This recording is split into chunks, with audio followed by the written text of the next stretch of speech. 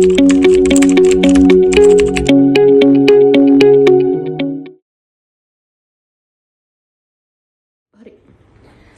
පුතේ හැමෝම මේ දිහා බලන්න.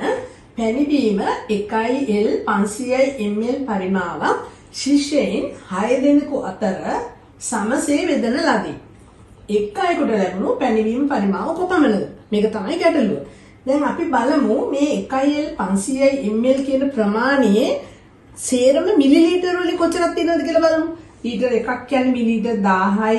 ඒ 1000ට මේ මිලිලීටර 500ත් එකට එකතු කරා ඔක්කොම පරිමාව මිලිලීටර 1500යි. ඒක බෙදනවා කී දෙනෙක් අතරද? 6 දෙනෙක් අතර. එහෙනම් 6න් බෙදුවා.